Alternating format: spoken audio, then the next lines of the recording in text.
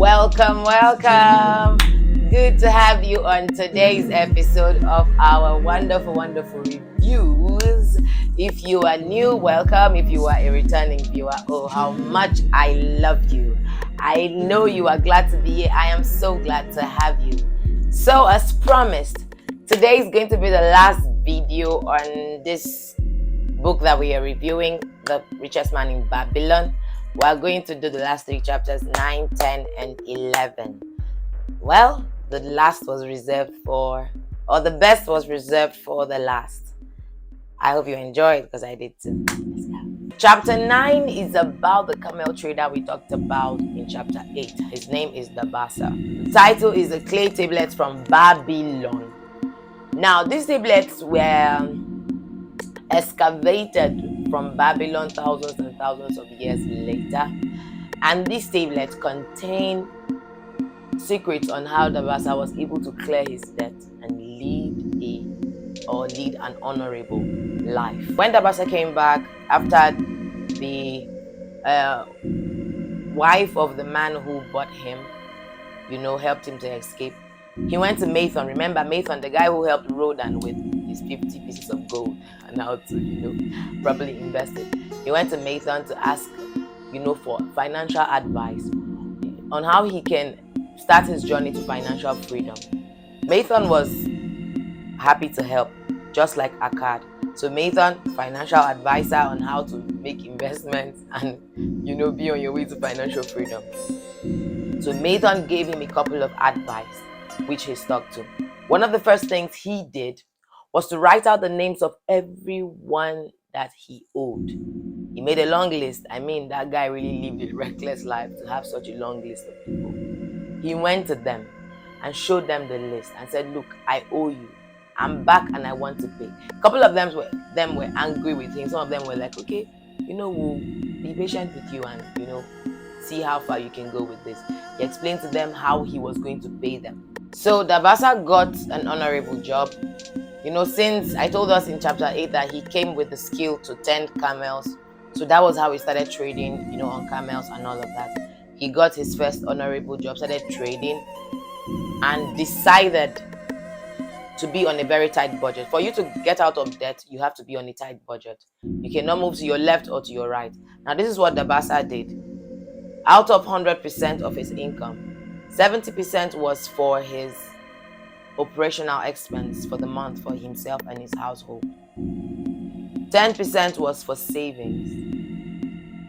No matter what you owe, you must always take out a percentage to save. No matter what you owe, you must always take out a percentage to save. 20% was for the debt he was going to pay. So what he did every month was to share this 20%, whatever amount it was, share this 20% amongst everyone that he owed. And over a period of about 12 months, he was able to clear all of his debt. His friends who were angry with him and were not going to be patient, they apologized.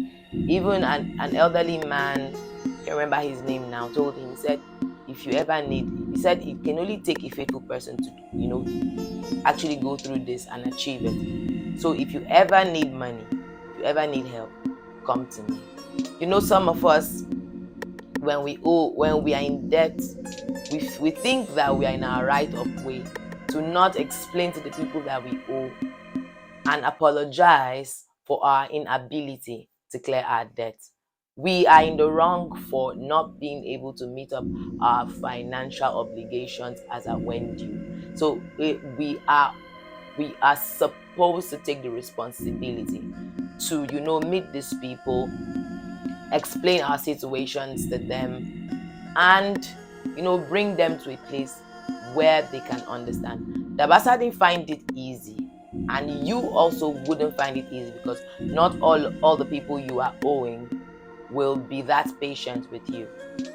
So a couple of lessons that I learned from this book is, one, when you make efforts to pay your debts, you can go around with a free mind. Inability to pay your debt makes you many enemies.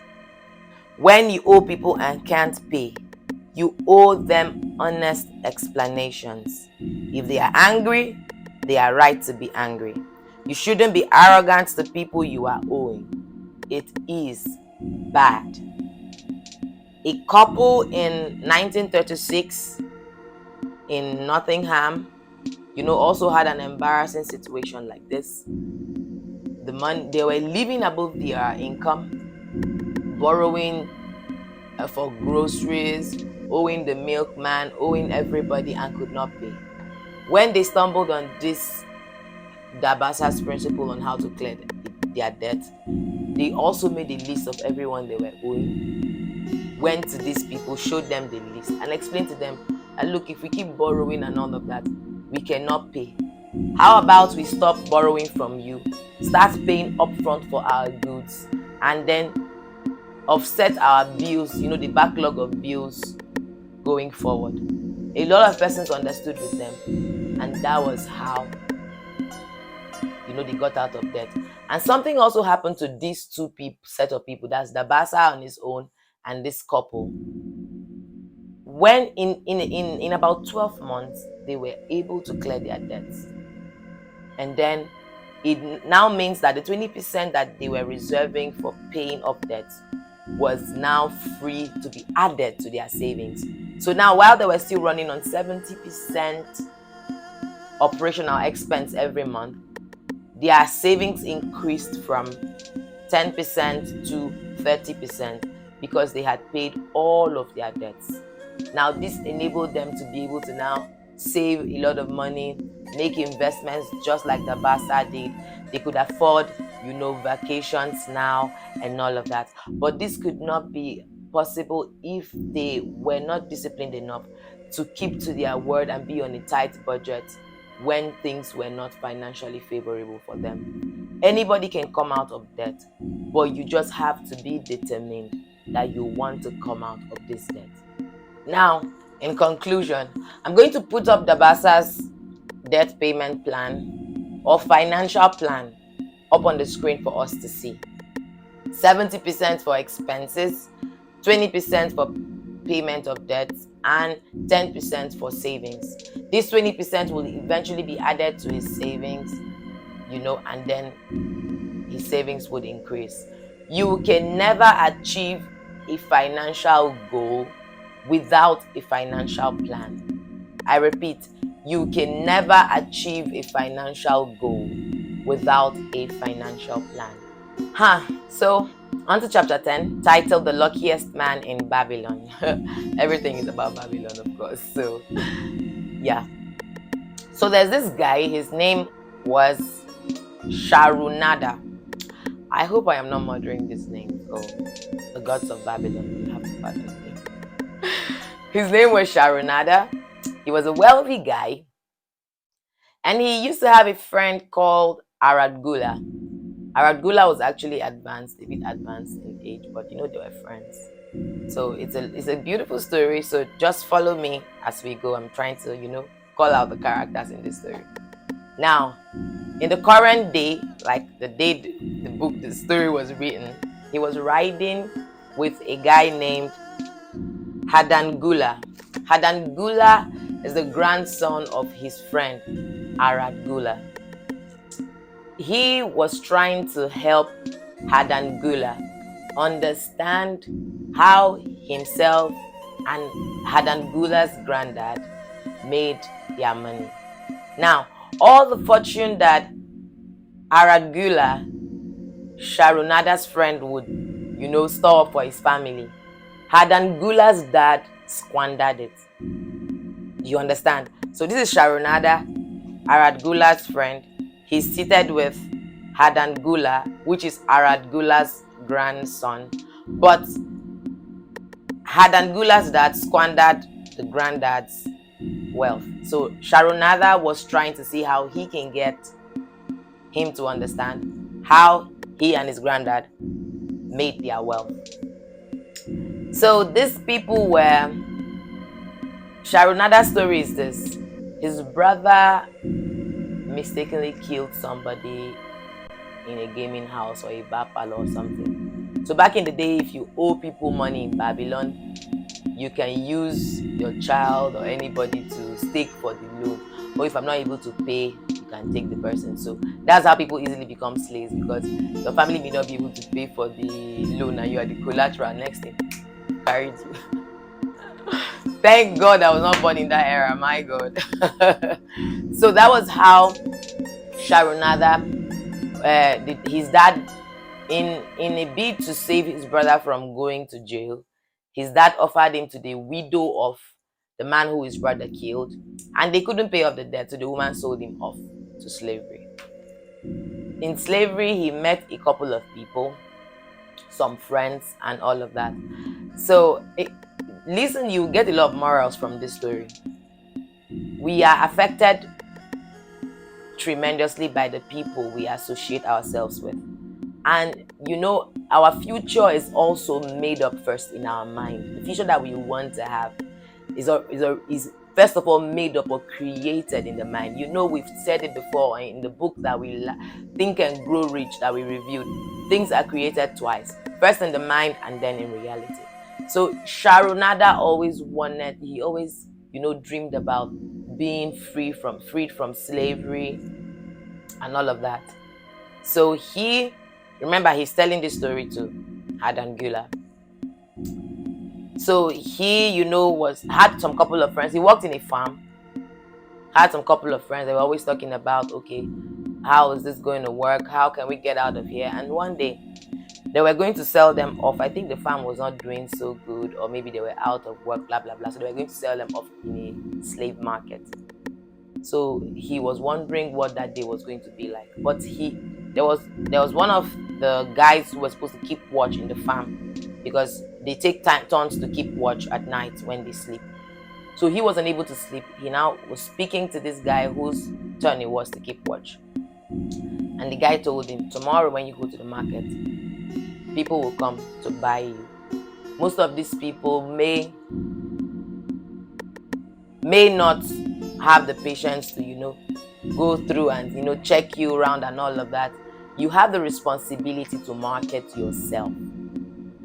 You have the responsibility to market yourself. First of all, while they were on the farm working, he and his close friend were given to the work. They plow like a hectare or a plot in a day. The lazy people were plowing like half. Now, one of the lessons from this place is, no matter how bad your master is, every master tends towards a hardworking slave. No matter how bad your master is. So this chapter is mostly about work and why work is important. So always ensure that you always do the extra when it comes to work. Don't give excuses because you think that nobody's seeing you. You are doing eye service duties or eye service services. If your master is seeing you, but sometimes he may not even have the patience or the time to even talk to you. When an opportunity comes to fire somebody, you'll be the first on the list. So please give work all the importance, because hard work will save you. So continuing our story. So Sharunada was not being advised by this guy who was keeping watch. And then the guy told him to try and market himself very well in the market the next day. So he bought the idea. Now told his close friend that tomorrow they'll keep us on a stand to market, to sell us. We are supposed to market ourselves. This is the advice I got. Now, if they failed to do that, then the walls of Babylon were being constructed, and the labor was a terrible one. People were killed for their inability to work. And you know how carrying bricks and all of that with those terrible soldiers, flogging you with whips that may have thorns, your skin will tear and they'll just dump you in the pit to die, and then they'll just cover bunch of bodies with do like a mass burial for them. So the thought alone was really scary for our guy Sharunada. So if they fail to buy you, like private owners fail to buy you as a slave in the market, they will just sell you on auction to the king's guards or the king's slave sorcerer. the guy who buys slaves for the king, and you join the guys who are building the walls of Babylon, back in the day or then. So his friend was sold early enough. His friend took the advice and was sold early enough. They were in the stand, and it was like the day was almost ending and nobody came for him. And then he saw a fat baker who came and was looking for an experienced baker slave to buy. And sharp guy. You have to learn to market yourself. Knowing the work is not enough, but know how to present your services. There's something that I'd like to read here for us. It says, the spirit with which you sell your product or service is far better than the service or product.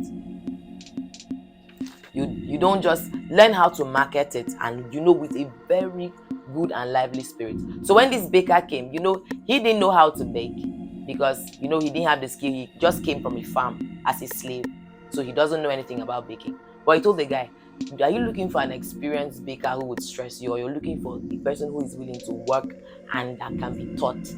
The guy was like, good idea. That's how the guy took him. And of a truth, he proved to be a good buy, because he helped the man. He learned all the recipes, and it was easy for them to live together.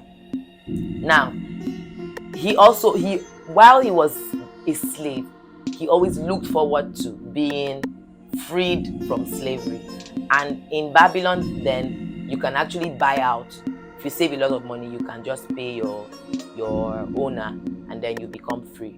And then you can also marry women who are free. You can, become a free citizen, own lands, own properties that cannot be claimed by your previous owner. So he was desiring to be freed from slavery. And then he came up with an idea of how to make more money. He told his boss, okay, when we're finished baking the order for the day and people have come and taking their deliveries, why not I start baking and take to the streets to sell, and to the slaves that are building the world. The master was pleased with the idea, and then they talked about a sharing formula. The whole revenue will be shared into two. So the 50% will be paid to everybody who gave them materials to bake. Everybody, like for resources for baking, that's the ingredients. And then the remaining 50%, both of them will share 50-50. It was a good deal. So every day that Sharonada came back, he was excited to, keep his portion. He was happy. He was hanging it on his waist too, because, then anything can happen.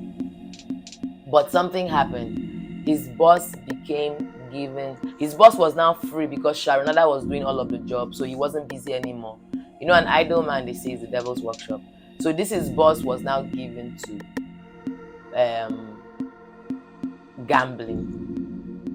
His maid was worried. His maid reported to Sharonada to say, look, idleness is not good for anybody, and it is making our boss lazy. But the guy was like, what's my business? You get? And the lady was like, look at you. He has taken loans. He has not been able to pay anybody. The people who supply flour, or milk, all of those things, he hasn't paid them. And he has used you, his servant, as a collateral for loan. My God, that was when it dawned on Sharonada that, look, you are done for if this loan is not paid. Now, this is the moral from this part of the story. I'll read it quickly for us here.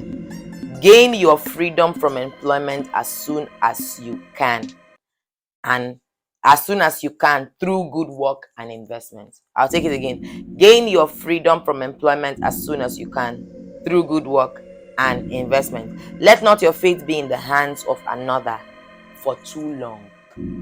This was what Sharonada suffered.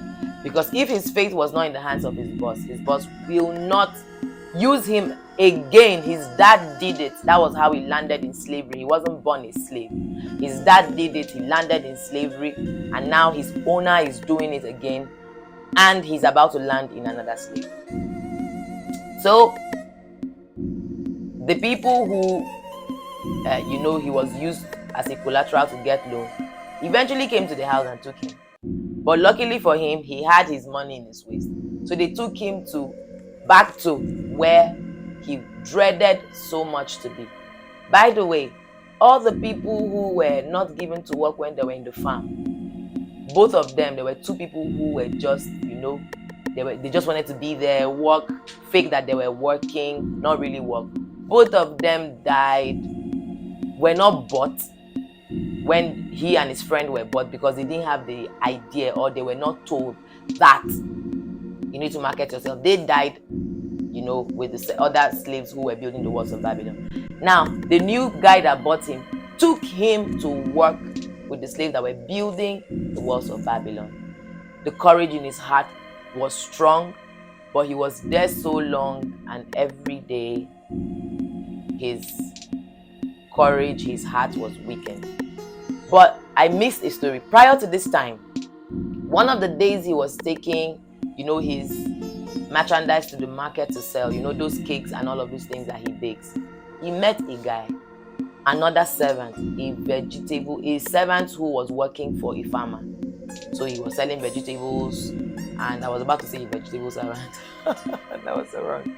So, the servant was selling vegetables and had I think a camel or so, where the vegetables, were placed on to sell.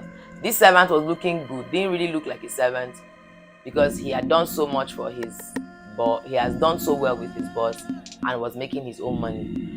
And this servant was our Arad Gula. That's the grandfather to this guy he was talking to, Hadan Gula. That was how they met, became friends. So the guy was ready to buy out as a slave, but wasn't too sure. He said, if I buy out now, what am I going to do? I'm not certain about employment, blah, blah, blah. And Sharonada told him, go ahead and buy out. You cannot allow another man, be determining your life for you, blah, blah, blah. So this encouragement, these words encouraged Arad Gula to go ahead and buy out of slavery. And then he eventually married the niece or cousin or daughter also of his boss. And this lady, asked him that they should leave Babylon, where he was a slave, so that they can live in another country where nobody will call them slaves, where they can be respected. That was how they left. Now, that back to our guy, Sharonada, he was bought as a slave. And then Arad Gula, after he had bought out as a slave, was now looking for this other guy. He really valued him because of the advice the guy gave him. Was looking for him, went everywhere, searched for him. Our guy was rotting there where they were building the walls of Babylon. So he was fortunate enough to trace the guy to his boss's house, and that was where the lady that worked with the boss told him, oh, this person was bought, this is where he is, and all of that. So on the day when it would seem like he was going to give up, like he's giving up, that was when Arad Gula bought him. And trust me, it cost Arad Gula a fortune to buy him. Now, in his own explanation, he said that he was going to work behind Arad Gula as a slave that he was. Arad Gula refused, broke up the chain. I think they were labeling them some sort of whatever that was the label that he had that made him to identify as a slave. The guy shattered it on the ground and told him, you are not my slave, you are my partner. The advice you gave me is, the reason I'm standing here today. I wanted to relocate, and I said, I have to look for you and go with you. And I bought you for so much money, because I think the guy knew that this guy really wanted this person. So they billed him so high to buy Sharonada. And this was why Sharonada was actually indebted to Arad Gula and wanted to teach his grandson about wealth. I tell you, sincere work will save you. Remember, it was because of Sharonada's sincerity in the marketplace where he was selling that got him to be friends with Arad Gula. And that was how, in the later future, Arad Gula will make him his partner. Nobody should be deceived, or you cannot deceive everybody. Your good work is always ever before you and ever before people to see, and it testifies for or against you. You have to always put in your best, do genuine work, and soon someone who has capacity to change your life will find you. This was a story of how these two persons, got out of slavery, became rich, and in their present day future, where this story was written, even had Angela didn't believe that this man, that Sharon, that was telling the story, nor his grandfather were slaves. Your today's situation should not determine what you would be tomorrow. You have the power and the capacity to change your future. So the last chapter 11, it is titled An Historical Sketch of Babylon. So this story is talking about, the rise, the development, and the fall of Babylon. Not really much details about how Babylon fell, but just like a summary of what Babylon is today. I would just like to read us 2 paragraphs here, and that's how I'm concluding this book. In the pages of history, there were no cities more glamorous than Babylon. Its very name conjures visions of wealth and splendor. Its treasures of gold and jewels were fabulous. One naturally pictures such a wealthy city as located in a suitable setting of tropical luxury, surrounded by rich natural resources of forests and mines. Such was not the case. It means Babylon was not situated in a beautiful place with tropical luxury and, had many natural resources. Said that was not the case. Babylon was located beside the Euphrates River in a flat, arid valley. It had no forests, no mines, not even stone for building. It was not even located upon a natural trade route. The rainfall was insufficient to raise crops. So all that Babylon had was the Euphrates River. For people who are Christians, you're familiar with the Bible, Euphrates, the river Euphrates was one of the rivers that flows out of the Garden of Eden. So that was where Babylon was situated, beside the Euphrates River. Now, so all the Babylon built was man-made. I'll read it here for us. It says, Babylon is an outstanding example of man's ability to achieve great objectives. What you have where you are is enough to be all that you want to be. Babylon had no natural resource. Babylon had nothing but a river. They would later build irrigation systems all through Babylon that made their soil so fertile, and their planting was, the crops that they harvested from their soil was incomparable back in their day. So it says, Babylon is an outstanding example of man's ability to achieve great objectives, using whatever means are at his disposals. All the resources supporting this large city were man developed. All of its riches were man-made. You are enough where you are to become who you want to be. Just start. I hope you enjoyed this book. Look, I wouldn't lie. Even my close friends, people close to me, are like, you have changed. And I'm like, you don't understand. This richest man in Babylon has really changed my mind and has taught me a lot of things that I am practicing. The good thing about this is I am not just reading it to you, I am also practicing the things that I'm learning. You too can become all you want to be. You can be financially free. You just have to be disciplined. You can become a very wealthy person that you can lend to nations, lend to financial institutions, have your own business. But can you just envision it? Can you see it and work towards it? It is very, very, very possible. I love you, I love you, I love you, I love you. The next time I come on here, definitely I'm bringing you a new book. So, have a nice day. Bye.